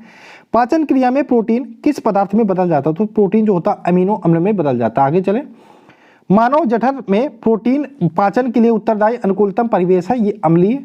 कौन सा एंजाइम प्रोटीन को पेप्टोन में बदलता है? तो पेप्सिन एंजाइम प्रोटीन को पेप्टोन में बदलता है। दूध को दही में स्कंदित करने वाला एंजाइम होता है रेनिन। दूध प्रोटीन को पचाने वाला एंजाइम होता है रेनिन। दूध में कौन सा प्रोटीन शर्करा युग्म होता है? तो केसिन और लैक्टोज। केसिन के का बात करें, केसिन के कारण यहाँ पे ध्यान रखिएगा, यहाँ पे दूध हमारा मीठा लगता है, इसको भी ध्यान रखिएगा। और ठीक है, इसको ध्यान रखिएगा। दूध में पाया जाने वाला मुख्य प्रोटीन है केसिन। और दूध का जो सफ़ेद रंग होता है, ठीक है, दूध का सफ़ेद रंग होता है वो भी केसिन की कारण ही होता है, ठीक। और पीला रंग किसके कारण होता है? दूध का कैरोटीन की कारण। नेक्स्ट बात करें, ग्लूकोज को इथाइल अल्कोहल में कौन सा एंजाइम बदलता है? जाइमेज। किस एंजाइम की उपस्थिति के कारण HIV अक्सर अपना आकार बदल देता है? तो रिवर्स ट्रांसक्रिप्शन एंजाइम की उपस्थिति के कारण HIV जो वायरस होता है वो अपना आकार बदल देता है। मछली प्रथम श्रेणी का प्रोटीन है क्योंकि उसमें होता है तो सभी आवश्यक अमीनो अम्ल होते हैं, इसलिए मछली को प्रथम श्रेणी का प्रोटीन मानते हैं। नेक्स्ट, मुख में मंड या स्टार्च का शर्करा पाचन किसके पर आधारित होता है? टायलिन। टायलिन एंजाइम पाया जाता है, आपको पता होगा। नेक्स्ट, कौन सा रेशेदार प्रोटीन है? तो केराटिन एक प्रकार का रेशेदार प्रोटीन है। कौन से अंग पर उंगली के समान उभरी हुई संरचना होती है जिन्हें दीर्घ रोम अथवा रजांकुर कहते हैं? तो छोटी आंत पर। नेक्स्ट बात करें, मानव शरीर में पाचन का अधिकांश भाग किस अंग में संपन्न होता है? तो छोटी आंत में सर्वाधिक पाचन आपका संपन्न होता है। नेक्स्ट, अधिकतम पोषक तत्व रक्त में कहाँ से अवशोषित होते हैं? छोटी आंत से। ये वो आपका क्वेश्चन है। सिग्मोइड कोलन किसका एक भाग होता है? तो सिग्मोइड कोलन बड़ी आंत का भाग होता है। मानव शरीर में सबसे बड़ी ग्रंथि होती है लीवर। लीवर किसका भरपूर स्रोत है? तो लीवर वसा घुलनशील होती है। देखो, लीवर किसका भरपूर स्रोत है? तो वसा का, ठीक है। वसा घुलनशील विटामिन का भरपूर स्रोत होता है। किसका संश्लेषण यकृत द्वारा होता है? विटामिन ए का। पचे हुए भोजन में मौजूद विषैले पदार्थ का कौन सा अंग चूषण करता है? तो यकृत चूषण करता है। नेक्स्ट बात करें, वह कौन सा अंग है जो मानव शरीर में ग्लाइकोजन के रूप में कार्बोहाइड्रेट जमा करता है? तो यकृत होता है। कौन सा अंग ग्लाइकोजन को ग्लूकोज के रूप में बदलता है और रक्त को शुद्ध करता है? तो ये यकृत करता है। स्तनधारी किसमें यूरिया बनाता है? तो यकृत में। ग्लाइकोजन किस अंग में जमा होता है? यकृत में। हेपेटाइटिस मानव शरीर के किस अंग को प्रभावित करती है? यकृत को। पीलिया रोग ये तो कोई यकृत है, सारे याद कर लो, ठीक है। पीलिया रोग किस में संक्रमण होता है? पीलिया रोग से यकृत में संक्रमण होता है। पीलिया ग्रंथि में पित्त का उत्पादन होता है यकृत में। पित्त कहाँ संग्रहित होता है? तो पित्ताशय में। और मानव शरीर की कौन सी ग्रंथि एक साथ अंतःस्रावी व बहिर्स्रावी दोनों का कार्य करती है? तो ये अग्नाशय करती है। नेक्स्ट बात करें, इंसुलिन किस ग्रंथि द्वारा बनती है? तो अग्नाशय में लैंगरहंस की दीपिकाएं बनती है, वहां से इंसुलिन बनती है। नेक्स्ट बात करें, पैंक्रियाज की कोशिकाएं जो इंसुलिन उत्पादन करती है उसे क्या बोलते हैं? आइलेट्स ऑफ लैंगरहंस या लैंगरहंस की दीपिकाएं। इंसुलिन की खोज की थी बेटिंग तथा वेस्ट ने। इंसुलिन एक प्रकार का होता है हार्मोन्स। कौन सा हार्मोन्स रक्त में शर्करा की मात्रा को नियंत्रित करता है? तो इंसुलिन करता है। निम्न में से कोशिकाओं में इंसुलिन का रिसाव, देखो यहाँ पे बात करें इंसुलिन की, तो इंसुलिन अग्नाशय से स्रावित होता है। तो अग्नाशय में कहा आइलेट्स ऑफ लैंगरहंस या लैंगरहंस की दीपिकाओं से। अब लैंगरहंस की दीपिकाओं में से कहाँ से पूछे? तो बीटा कोशिकाओं से। कहाँ से? बीटा कोशिकाओं से। नेक्स्ट बात करें, शरीर के किस अंग की खराबी से मधुमेह होता है? तो पैंक्रियाज। पैंक्रियाज मतलब अग्नाशय। नेक्स्ट बात करें, किस रंग द्रव की उपस्थिति के कारण मानव मल का रंग पीला होता है? तो यूरोबिलिन। नेक्स्ट बात करें, किस भाग में पाचन व श्वसन नलियां क्रॉस करती है? तो ग्रसनी में। आहार में लवण का मुख्य उपयोग होता है भोजन को स्वादिष्ट बनाने में। नेक्स्ट बात करें, पशु प्रोटीन को प्रथम श्रेणी का प्रोटीन क्यों माना जाता है? क्योंकि इसमें अनिवार्य सभी एमिनो एसिड भरपूर मात्रा में होता है। नेक्स्ट बात करें, प्रोटीन एवं पेप्टोन को पॉलीपेप्टाइड व अमीनो अम्ल में परिवर्तित करता है कौन करता है? इरिप्सिन। मंड को घुलनशील शर्करा में परिवर्तित करने का कार्य करता है एमाइलेज। वसा को ग्लिसरीन तथा फैटी एसिड में परिवर्तित करता है लाइपेज। भोजन की पाचन क्रिया कहाँ पूर्ण हो जाती है? छोटी आंत में आके भोजन की पाचन क्रिया पूर्ण हो जाती है। जीभ के ऊपरी भाग पर बने अंकुर को क्या कहते हैं? स्वाद कलिका। जीभ के अग्र भाग में किस स्वाद का ज्ञान हमें होता है? मीठे। ये तो अभी ये असत्य सिद्ध हो चुका है। वैसे ये क्वेश्चन मुझे नहीं लगता आएगा, वैसे आप ध्यान रखिएगा क्योंकि इसको साइंटिस्टों ने अलग कर दिया, क्योंकि जीभ का आप किसी भी भाग से किसी स्वाद का अनुभूति कर सकते हैं, ये तो कहने की बातें होती हैं। जीभ के अग्रभाग से मीठा, जीभ के पश्च भाग से कड़वा और जीभ के बगल वाले भाग से खट्टा, इसको ध्यान रखिएगा। वैसे मानव शरीर का सबसे कठोर भाग होता है दांत का इनेमल। दांतों के अध्ययन को कहते हैं, किसके अंतर्गत करते हैं? ओडोंटोलॉजी के अंतर्गत दांतों का अध्ययन करते हैं। दांतों की थेरेपी कहलाती है तो रूट कैनाल ट्रीटमेंट या आरसीटी ट्रीटमेंट कहलाती है। मनुष्य में दांतों की कठोरता किसके कारण होती है? तो कैल्शियम के कारण होती है। मनुष्य में दांत कितने प्रकार के होते हैं? 4 प्रकार के, कृंतक, रद्नक, अग्र चवड़लक, चवड़लक। मनुष्य का दंत सूत्र 2 1 2 3। और यहाँ पे बात करें मनुष्य में इंसाइजर दांतों की कुल संख्या होती है 8। दंत सूत्र ध्यान रखिएगा 2 1 2 3 यानी कि 2 कृंतक, 1 रद्नक, 2 अग्र चवड़लक और ये चवड़क, यानी कि 3 2 5 1 7 1 2 की 3 4 5 1 6 2 8, यानी कि 8 इधर हो गया, 8 इधर हो गया और नीचे आएंगे 8 इधर 8 इधर, यानी कि 64 दांत हो जाते हैं। ठीक, अगर जो बात करें मनुष्य में इंसाइजर दांतों की कुल संख्या होती है 8। मनुष्य के जीवन में दांत कितने प्रकार के होते हैं? तो दूधिया दांत होता है, एक अस्थायी दांत होता है। दांत के ऊपरी हिस्सों का चमकीला भाग क्या कहलाता है? इनेमल। मनुष्य के लार में होता है तो मनुष्य के लार की बात करें 1% एंजाइम होता है, 99% जल होता है। लार में पाए जाने वाले एंजाइम होते हैं तो टाइलिन और लाइसोजाइम, ये लार में पाए जाने वाले एंजाइम होते हैं। मानव शरीर की सबसे बड़ी ग्रंथि होती है यकृत। ठीक है, ये लगभग 1.5 से 2 किलोग्राम की होती है। फाइब्रिनोजन नामक प्रोटीन का निर्माण होता है यकृत में। हिपैरिन नामक प्रोटीन का निर्माण कहाँ होता है? यकृत में। ठीक, पित्त क्या है? पित्त की बात करें ये पीले हरे रंग का क्षारीय द्रव होता है जिसका पीएच वैल्यू की बात करें 7.7 होता है। मानव शरीर की दूसरी सबसे बड़ी ग्रंथि होती है अग्नाशय। नेक्स्ट, रक्त परिसंचरण की खोज किसने की थी? विलियम हार्वे ने 1628 में। मानव हृदय कितने कोष्ठों का बना होता है? 4। शरीर में हृदय की ओर रक्त ले जाने वाली रक्तवाहिनी को क्या बोलते हैं? शिरा। और हृदय से शरीर की ओर रक्त ले जाने वाली रक्तवाहिनियों को बोलते हैं धमनी। ठीक, नेक्स्ट बात करें, शिराओं में अशुद्ध रक्त प्रवाहित होता है और धमनी में की बात करें, धमनी में शुद्ध रक्त प्रवाहित होता है। रक्त में जब ऑक्सीजन मिल जाता है तो उसे हम शुद्ध रक्त बोलते हैं।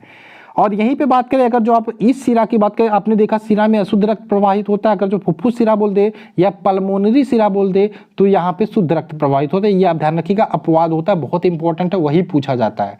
ठीक है, तो क्या होगा? धमनी की बात करें यहाँ पे शुद्ध रक्त प्रवाहित होगा और शिरा की बात करें अशुद्ध रक्त प्रवाहित होगा। ठीक, धमनी में शुद्ध रक्त और शिरा में आपका अशुद्ध रक्त प्रवाहित होता है। ठीक, और पल्मोनरी धमनी की बात करें तो उसमें अशुद्ध रक्त हो जाएगा और पल्मोनरी शिरा की बात करें तो उसमें आपका अशुद्ध रक्त हो जाएगा। ठीक, सामान्य मनुष्य का हृदय 1 मिनट में कितनी बार धड़कता है? तो ये होगा 72 बार धड़कता है।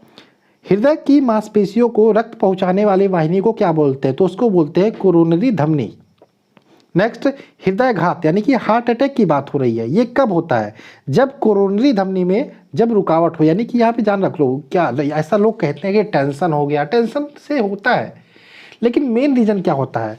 जो हृदय तक आपका ब्लड पहुँचता है वो उसमें रुकावट आती है। ठीक है, जब धमनी में रुकावट होती है कोरोनरी धमनी में, तब आपका हृदयघात, तब आप हार्ट अटैक आता है। ठीक, सामान्य मनुष्य का रक्तचाप की बात करें तो 120/80 mmHg होता है। ठीक है, तो 120 क्या होता है? सिस्टोलिक होता है और 80 क्या होता है? डायस्टोलिक होता है, ये भी आप ध्यान रखिएगा। नेक्स्ट, हृदय की धड़कन को नियंत्रित करने वाला हार्मोन्स होता है तो थायरॉक्सिन व एड्रेनालिन, ये सारे हृदय की धड़कन को नियंत्रित करने वाले हार्मोन्स होते हैं। ठीक, एड्रेनालिन को ध्यान रखिएगा, इसको आपातकालीन हार्मोन्स भी बोलते हैं। लसिका में पाई जाने वाली कणिकाएं कहलाती है लिम्फोसाइट। नेक्स्ट, लिम्फोसाइट का कार्य क्या होता है? लिम्फोसाइट की बात करें, शरीर के जीवाणुओं को भक्षण करके शरीर को रोगों से रक्षा करना लिम्फोसाइट का कार्य होता है। मूत्र का असामान्य घटक क्या होता है? तो एल्यूमिन मूत्र का असामान्य घटक होता है। नेक्स्ट, गुर्दे की निस्पंदन की इकाई कौन सी होती है? तो नेफ्रॉन गुर्दे की निस्पंदन की इकाई होती है। आगे चले, मानव शरीर का कौन सा अंग जल के संतुलन के उत्तरदायी है? तो गुर्दा। ठीक, कौन सा है? गुर्दा। मूत्र कहाँ बनता है? तो संग्राहक वाहिकाओं में मूत्र बनता है। मूत्र का पीला रंग किसके कारण होता है? तो यूरोक्रोम की उपस्थिति के कारण मूत्र का रंग पीला होता है। मूत्र के श्रावण को बढ़ाने वाली औषधि कौन सी है? तो डाईयूरेटिक मूत्र के श्रावण को बढ़ाने वाली औषधि है। मूत्र होता है, मूत्र की बात करें अम्लीय होता है जिसकी पीएच वैल्यू 6 होती है।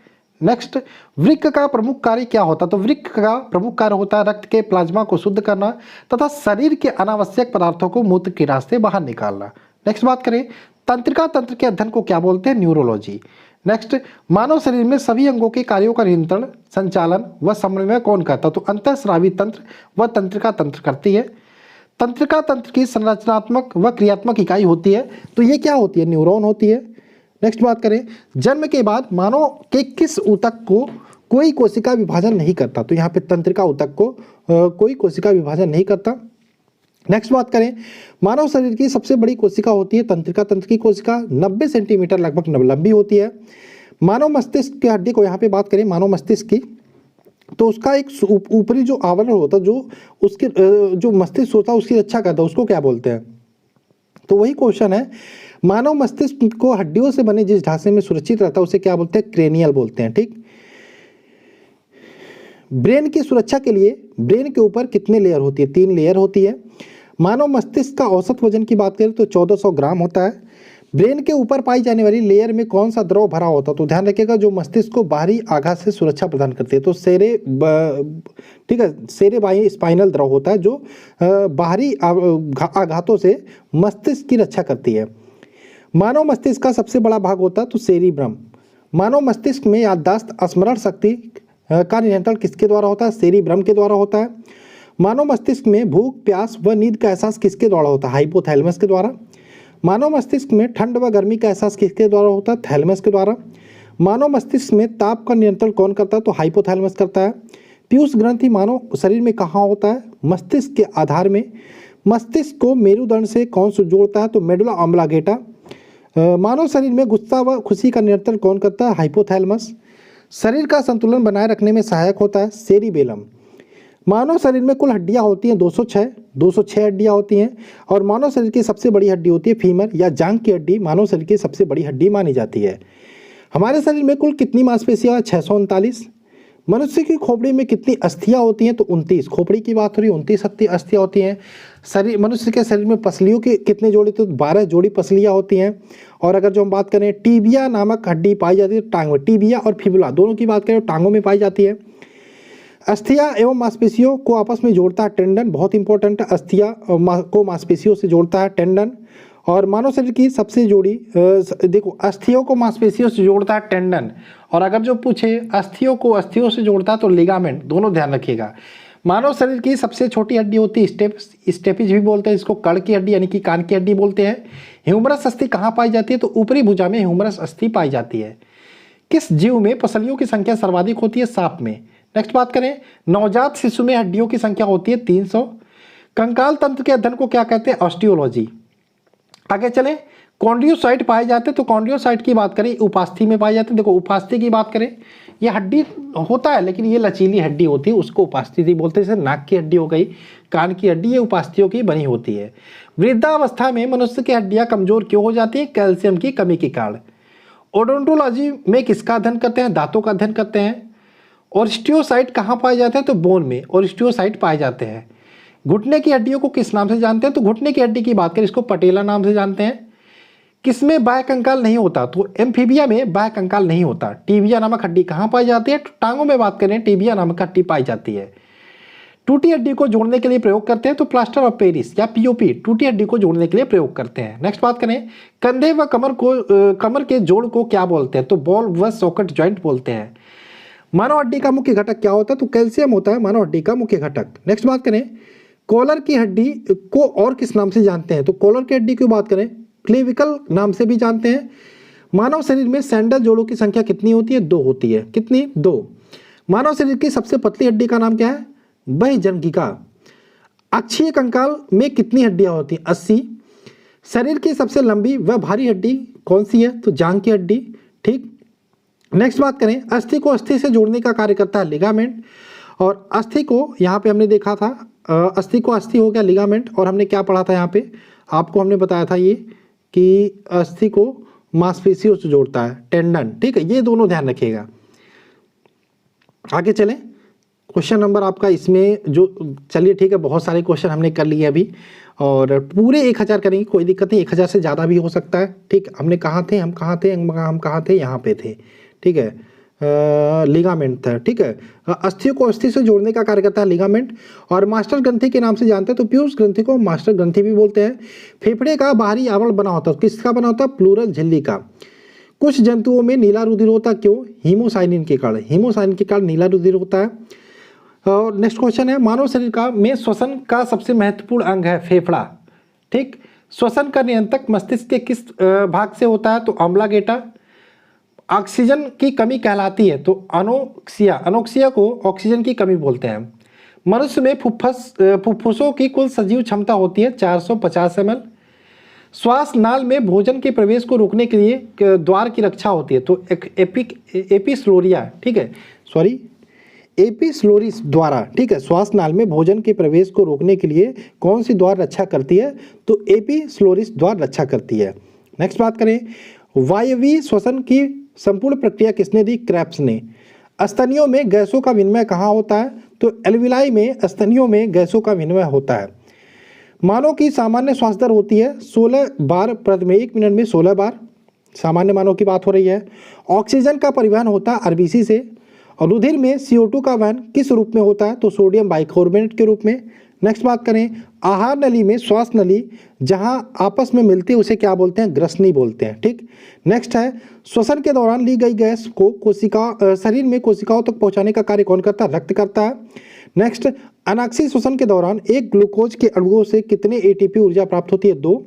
और श्वसन दर को किस यंत्र से मापा जाता है? स्पाइरोमीटर से। सिगरेट व धूम्रपान से फेफड़ों में कौन सा रोग हो जाता है? तो एम्फाइस्मा, ठीक। आगे बात करें, आगे बढ़ते हैं, पोषक पदार्थ के बारे में देख लेते हैं, इसके इंपॉर्टेंट क्वेश्चन है, ठीक। माफ कीजिएगा वीडियो थोड़ा लंबा हो रहा है, खैर कोई नहीं, इंपॉर्टेंट है तो लंबे से कोई मतलब नहीं। 1 घंटे 1.5 घंटे में अगर जो आप इतने क्वेश्चंस को कर ले रहे हो रिवीजन तो अच्छी बात है। वे पदार्थ जो विभिन्न प्रकार के जैविक क्रियाओं में संचालन व संपादन के लिए आवश्यक होते हैं क्या कहलाते हैं? पोषक पदार्थ। पोषक पदार्थ कितने प्रकार के होते हैं? 4 प्रकार के होते हैं। ऊर्जा उत्पादक पोषक पदार्थ क्या कहलाते हैं? तो वे पदार्थ जो ऊर्जा उत्पन्न करते हैं तथा जैसे क्वेश्चन आपका सॉरी मैं थोड़ा जल्दीबाजी में हूँ। ऊर्जा उत्पादक पोषक पदार्थ कहलाते हैं। तो ऊर्जा उत्पादक पोषक पदार्थ की बात करें, वे पदार्थ जो ऊर्जा उत्पादन करते हैं, ठीक। अब कौन कौन से होते हैं? वसा, कार्बोहाइड्रेट, ये आदि एग्जाम्पल है, ठीक। नेक्स्ट है, उपापचय नियंत्रक पदार्थ होते हैं। तो उपापचय नियंत्रक पदार्थ की बात करें, वे पदार्थ जो शरीर में विभिन्न उपापचय क्रियाओं को नियंत्रित करते हैं, जैसे विटामिन, लवण आदि, जल आदि, ये सारे उपापचय पदार्थ कहलाते हैं। ये उपापचय नियंत्रक का कार्य करते हैं। नेक्स्ट बात करें, शरीर में वृद्धि व निर्माण कौन करता है? तो प्रोटीन शरीर में वृद्धि व निर्माण का कार्य करता है। नेक्स्ट बात करें, आनुवांशिक पदार्थ। तो आनुवांशिक पदार्थ की बात करें, वे पदार्थ जो आनुवांशिक गुणों को एक पीढ़ी से दूसरी पीढ़ी में ले जाते हैं, जैसे न्यूक्लिक अम्ल। कार्बोहाइड्रेट में कार्बन व हाइड्रोजन का अनुपात होता है तो 1:2:1, ठीक। कार्बोहाइड्रेट में कार्बन, हाइड्रोजन और ऑक्सीजन का अनुपात 1:2:1 होता है। 1 ग्राम ग्लूकोज के ऑक्सीकरण से कितनी ऊर्जा उत्पन्न होती है? तो 4.2 किलो कैलोरी ऊर्जा उत्पन्न होती है। शरीर में ऊर्जा का सर्वाधिक आपूर्ति किससे होती है? तो कार्बोहाइड्रेट से होती है, लगभग 50 से 75%। कार्बोहाइड्रेट कितने प्रकार के होते हैं? 3 प्रकार के होते हैं, मोनोसैकेराइड, डाइसैकेराइड और पॉलीसैकेराइड। ऊर्जा का प्राथमिक स्रोत होता है कार्बोहाइड्रेट। कार्बोहाइड्रेट की सबसे सरल अवस्था को बोलते हैं मोनोसैकेराइड। ठीक है, ध्यान रखिएगा, मोनोसैकेराइड, डाइसैकेराइड और पॉलीसैकेराइड 3 प्रकार के कार्बोहाइड्रेट के प्रकार होते हैं और जो मोनोसैकेराइड होता है वो कार्बोहाइड्रेट की सबसे सरल अवस्था होती है। नेक्स्ट बात करें, मोनोसैकेराइड के उदाहरण होते हैं तो ग्लूकोज, ग्लैक्टोज, मैनोज, टाइओज, ये सारे आपके मोनोसैकेराइड के उदाहरण होते हैं। नेक्स्ट है डाइसैकेराइड कैसे बनता है? तो डाइसैकेराइड की बात करें, समान या भिन्न भिन्न मोनोसैकेराइड के 2 अणुओं के संयोजन से एक डाइसैकेराइड बनता है, जैसे माल्टोज हो गया, सुक्रोज हो गया, काइटिन हो गया, ये सारे हो गए। पॉलीसैकेराइड के उदाहरण, तो पॉलीसैकेराइड की बात करें, स्टार्च, ग्लाइकोजन, काइटिन, ये सारे पॉलीसैकेराइड के उदाहरण होते हैं। नेक्स्ट, कार्बोहाइड्रेट के प्रमुख स्रोत होते हैं तो गेहूं, चावल, मक्का, बाजरा, आलू, शकरकंद, सलजम, ये सारे कार्बोहाइड्रेट के प्रमुख स्रोत होते हैं। कार्बोहाइड्रेट के मुख्य कार्य की बात करें तो कार्बोहाइड्रेट का मुख्य कार्य होता है विटामिन सी का निर्माण करना, न्यूक्लिक अम्लों का निर्माण करना, ऑक्सीकरण द्वारा शरीर में ऊर्जा की आवश्यकता की पूर्ति करना। प्रोटीन के गुण की बात करें, यह जटिल कार्बनिक यौगिक होता है, यह 20 अमीनो अम्ल से मिलकर बनता है। मानव शरीर का 15% भाग प्रोटीन होता है और ऊर्जा उत्पादन व शरीर को मरम्मत करने के दोनों का कार्य प्रोटीन करता है। प्रचुरतम मात्रा में प्रोटीन कहाँ से मिलता है? तो सोयाबीन व मूंगफली से। मानव शरीर में कितने प्रकार के प्रोटीन की आवश्यकता होती है? तो 50% के लगभग 50 प्रकार के, और सॉरी यहाँ पे 50 नहीं होगा, 20 प्रकार के होता है। ठीक है, ये 50 टाइपिंग वाला बहुत मिस्टेक करता है। इसमें 10 आपका शरीर स्वयं बना लेता है और 10 आपको भोजन से प्राप्त होते हैं। बच्चों में प्रोटीन की कमी से कौन सा रोग होता है? क्वार्सिक्योर। प्रोटीन का महत्वपूर्ण कार्य होता है, ये कोशिका जीव द्रव्य व ऊतक निर्माण में भाग लेता है। प्रोटीन का मुख्य कार्य। वसा क्या है? यह ग्लिसरॉल एवं वसीय अम्लों का एस्टर होता है। वसा वसा कितने प्रकार का होता है? दो, एक संतृप्त और एक असंतृप्त। नेक्स्ट बात करें, असंतृप्त वसा के उदाहरण होते हैं मछली का तेल, वनस्पति का तेल आदि।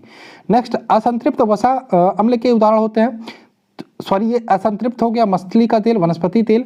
संतृप्त की बात करें, ये नारियल के तेल, ताड़ का तेल, ये हो गया।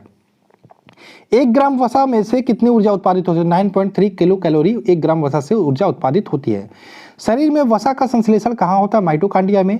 वसा के मुख्य कार्य को देख लेते हैं। यह शरीर में जमा होकर शरीर के ताप को बाहर निकलने नहीं देती। वसा की कमी से त्वचा रूखी हो जाती है और वसा की अधिकता से हृदय की बीमारी व रक्तचाप बढ़ने का भी डर रहता है। विटामिन का आविष्कार किसने किया था? फंक ने 1911 में। विटामिन शरीर में क्या कार्य करती हैं? हमारे शरीर को उपापचयी क्रिया को नियंत्रित करती हैं।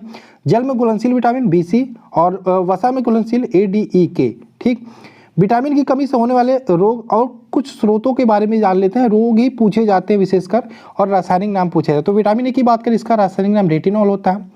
विटामिन ए की बात करें तो रतौंधी होता है कमी से, और जीरोप्थैल्मिया नामक रोग भी होता है। स्रोत की बात करें, दूध, अंडा, पनीर, हरी सब्जी, मछली, तेल, ये सारे विटामिन ए के प्रमुख स्रोत होते हैं। B1 की बात करें, B से 6 तक आपके 12 भी इंपॉर्टेंट है। B1, B2, B3, B6, B12, B9, ये सारे इंपॉर्टेंट है।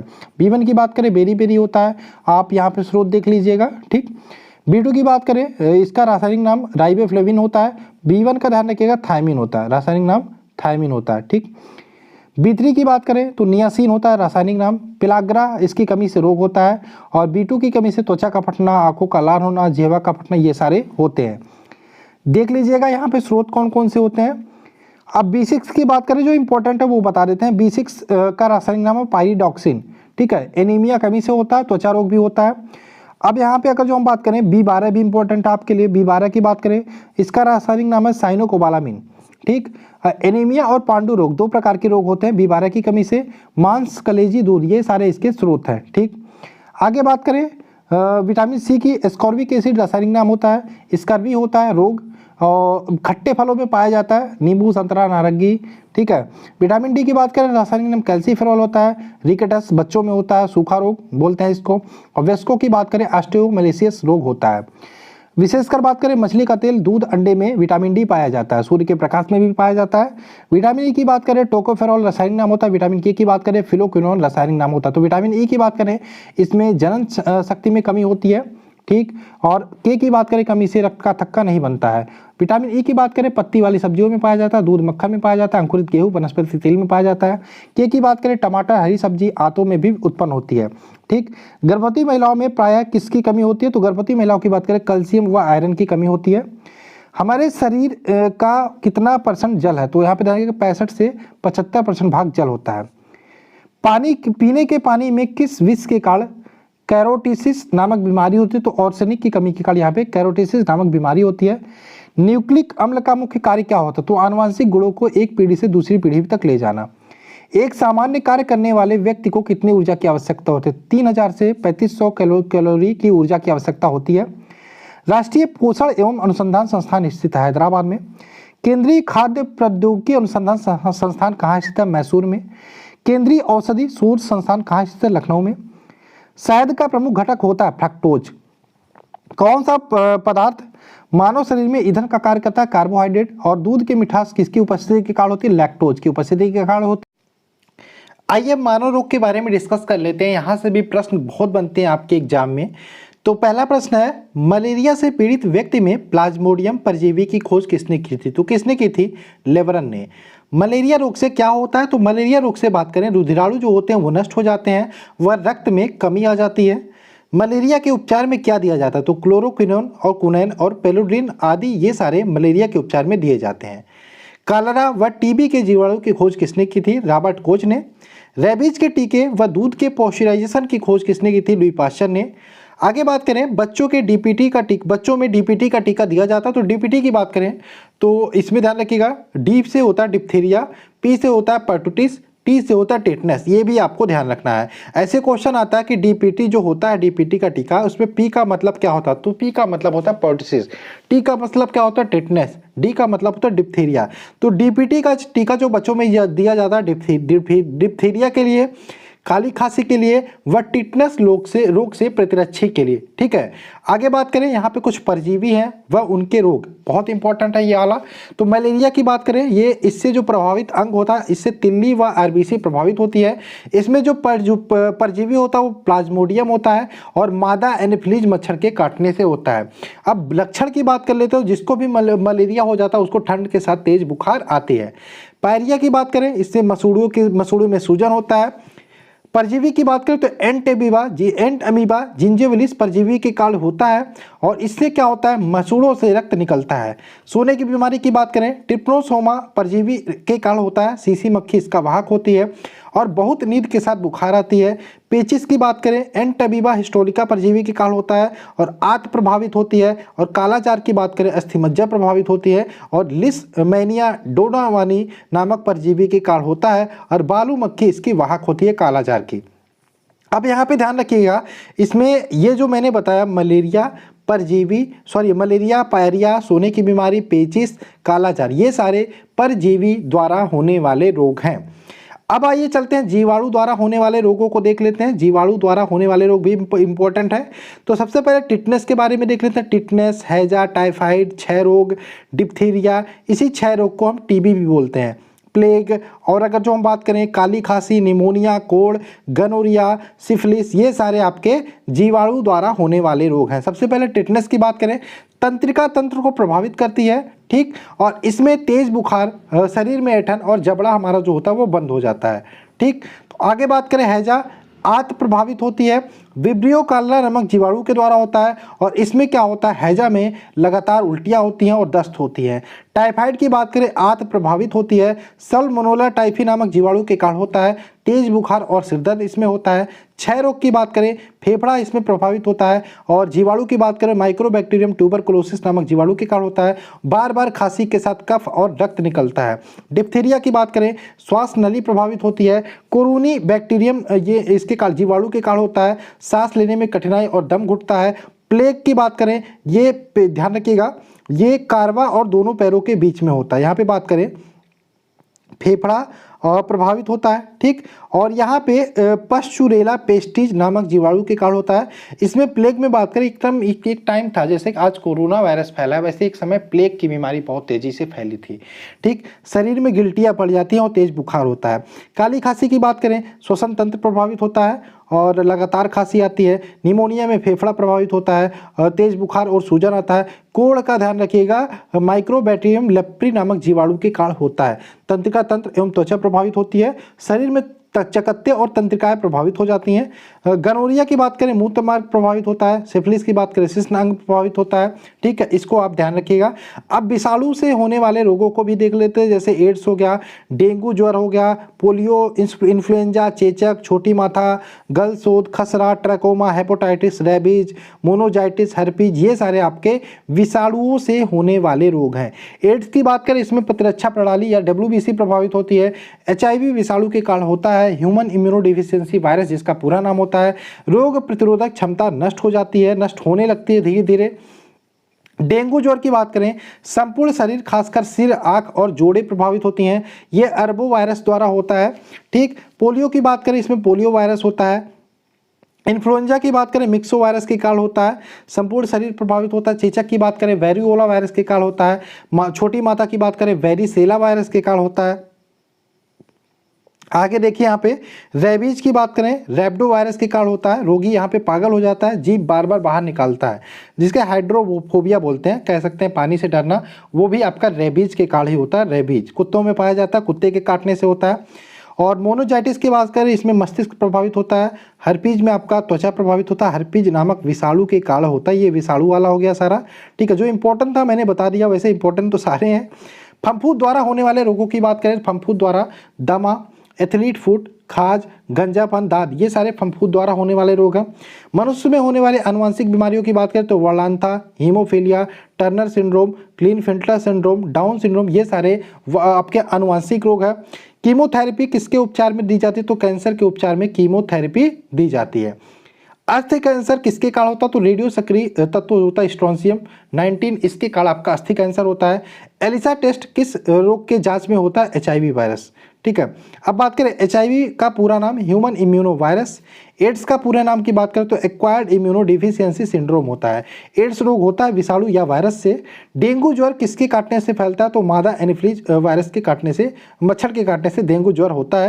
पोलियो वैक्सीन की खोज किसने की थी? जोनास साल्क ने पोलियो वैक्सीन की खोज की थी। BCG का पूरा नाम होता है बैसिलस कालमेट ग्यूरिन। DBT का डिप्थीरिया पर्टुसिस, आपका टेटनस, आपका इसका DPT का पूरा नाम होता है। आइए कुछ देख लेते हैं चिकित्सा संबंधी प्रमुख आविष्कार के बारे में। विटामिन की बात करें, खोज किसने की था? फंक ने।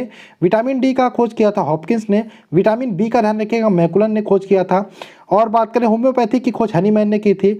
प्रथम प्रखनली शिशु की बात करें तो यहाँ पे ये भी ध्यान रखिएगा एडवर्ड्स स्टेप्टो ने प्रथम प्रखनली शिशु की खोज की थी। क्लोरोफॉर्म की खोज हैरिसन तथा सिम्पसन ने की थी। पोलियो वैक्सीन की खोज किसने की थी? जोनास ई साल्क ने। RNA की खोज जेम्स वाटसन तथा आर्थर अर्ग ने की थी। विटामिन A की खोज किसने की थी? मैकुलन ने। सल्फा ड्रग्स की खोज डॉकमैक ने। लिंग हार्मोन्स की खोज किसने की थी? स्टेनोज ने। इलेक्ट्रोकार्डियोग्राफ की खोज किसने की थी? आई न्यून ने। चेचक के टीके की खोज एडवर्ड जेनर ने। पेनिसिलिन की खोज अलेक्जेंडर फ्लेमिंग ने। रक्त परिवर्तन रक्त परिसंचरण तंत्र की खोज, परिसंचरण तंत्र है, कार्ल लैंडस्टीनर ने। पेचिस व प्लेग की चिकित्सा की खोज किसने की थी? कीटा जाटोज ने। आगे बात करें विटामिन B की खोज आविष्कार मैकुलन ने। स्ट्रेप्सोमाइसिन की खोज बॉम्समैन ने। ओपन हार्ट सर्जरी की खोज किसने की थी? वाल्ट ललीलेहन ने। एंटीजन की खोज किसने की थी? लैंडस्टीनर ने। टेरामाइसिन की खोज फिनेल ने की थी। बैक्टीरिया की खोज ल्यूमेनहॉक ने की थी। मलेरिया परजीवी व चिकित्सा की खोज इसके किसने की थी? रोनाल्ड रॉस ने। विटामिन C की खोज होलकट ने की थी। हृदय प्रत्यारोपण सर्वप्रथम किसने किया था सक्सेसफुली? क्रिश्चियन बर्नार्ड ने। और गर्भ निरोधक गोलियों की खोज किसने की थी? पिनकस ने। इंसुलिन की खोज बैटिंग ने की थी। TB नामक बैक्टीरिया को खोज किसने की थी? इसकी खोज की थी रॉबर्ट कोच ने। BCG के टीके की खोज यूरिन कालमेट ने। और DNA की खोजा था सर्वप्रथम वाटसन तथा क्रिक ने। तो दोस्तों ये थे आपके लगभग 1000 क्वेश्चंस हमने कराने की कोशिश की। ठीक है, आगे ऐसा नहीं है हम और क्वेश्चन नहीं लेकर आएंगे, इसमें और भी क्वेश्चन आपके लगभग 500 क्वेश्चन और हैं। ठीक है, 500 क्वेश्चन और हैं जो बार बार पूछे जाने वाले दोहराने वाले क्वेश्चन आप देख सकते हैं।